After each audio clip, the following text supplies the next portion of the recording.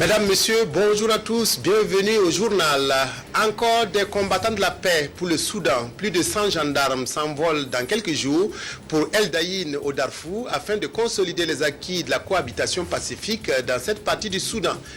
Bachar el-Assad a fait hier une nouvelle apparition télévisuelle qui a laissé plus d'un observateur sur sa faim. Le président syrien n'a fait aucune concession à ses opposants et à la communauté internationale qui a unanimement condamné son discours. Ainsi donc, dans quelques jours, 140 gendarmes burkinabés s'envoleront pour El Daïn au Darfour pour contribuer au maintien de la paix dans cette région soudanaise. Le 3e escadron a reçu ce matin la visite du chef d'état-major général des armées. Le général Honoré Nabéré Traoré a demandé à ses hommes et femmes de porter haut le flambeau du Burkina et surtout de travailler avec professionnalisme. Reportage Simon Gongo. Prêt pour le Darfour. Ces gendarmes réunis devront s'envoler dans les heures qui suivent pour El Daïn. C'est le 3e escadron de gendarmerie qui a pour mission de protéger la population, les réfugiés et aider à restructurer la sécurité avec l'aide de la police locale. Avant de partir, le chef d'état-major général des armées est allé leur donner des conseils et appeler au professionnalisme. Je leur ai demandé d'avoir des règles de comportement, d'avoir des règles d'engagement et surtout de donner une bonne image de notre pays. Ils doivent se comporter en soldats professionnels, en soldats de la paix et en digne représentant du Burkina Faso. Et je ne doute point que ces critères-là seront les leurs. Ils auront 9 mois sur place au lieu de 12. La difficulté de la mission l'exige. Mais conscient qu'à El Daïn, les FPU, les Forces Police United du Burkina, ont du succès, la relève s'engage. Nous prenons l'engagement de relever le défi de la mission, de poursuivre les actes déjà posés positivement par nos camarades sur le terrain. Étant donné que c'est la 2e relève, ça veut dire que c'est le 3e escadron, c'est la maturité. Donc, nous n'avons pas droit à l'erreur. Pour que la mission se passe bien, l'aumônier était là. Pour la prière, une manière de confier cette mission à Dieu. Le ministère de l'Habitat et de l'Urbanisme organise un atelier de formation au profit de ses cadres à Kaya. Au centre des discussions, les outils de planification stratégique et opérationnelle. Il s'agit de renforcer les compétences des cadres du département et les mettre en phase avec le nouveau référentiel en vigueur. Reportage Yacouba Goro.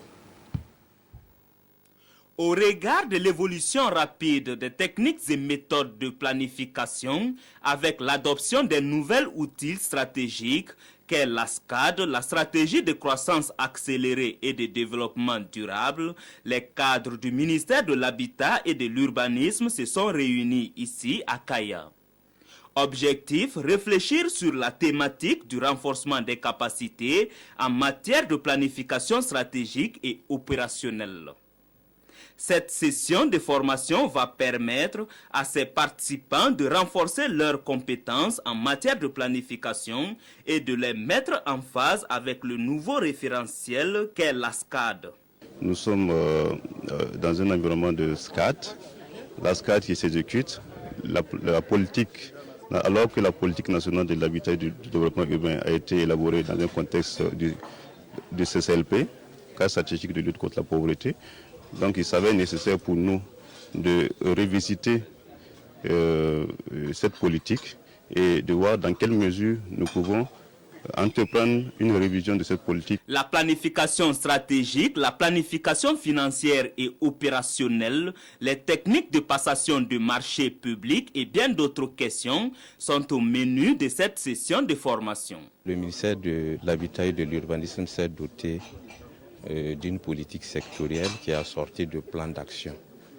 Donc, au regard donc, de l'évolution rapide des techniques de planification et également au regard de l'adoption de la SCAD, donc il était de bon ton pour les premières autorités du ministère de renforcer les capacités des cadres chargés de la mise en œuvre des actions. Au sortir de cette formation, les participants devront être mieux outillés en matière de planification et de passation des marchés publics. Ouvert ce jour, cette session se poursuit, jusqu'au 11 janvier prochain.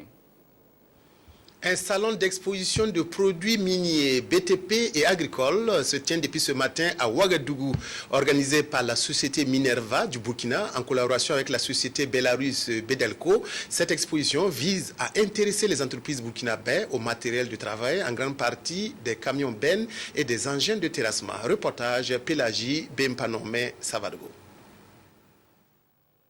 Cette coupure de ruban marque l'ouverture officielle du salon professionnel d'engins agricoles et miniers au Burkina Faso. C'est une exposition d'engins miniers, agricoles et BTP, issus du savoir-faire des sociétés Minerva Burkina Faso et Bedelco, basées en Belgique. Le matériel que nous proposons est du matériel tropicalisé, très simple, tout en fer d'utilisation et très accessible à tous les mécaniciens.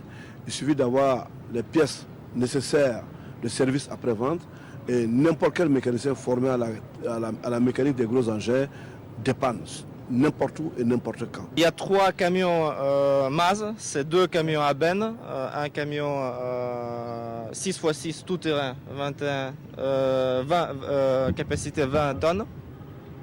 C'est 8x4, le plus gros engin de chez MAZ, 21 mètres cubes et 25 tonnes capacité. Et c'est tracteur routier 6x4 le plus populaire dans notre gamme. C'est un matériel adapté aux conditions climatiques des pays de la sous-région et sa vulgarisation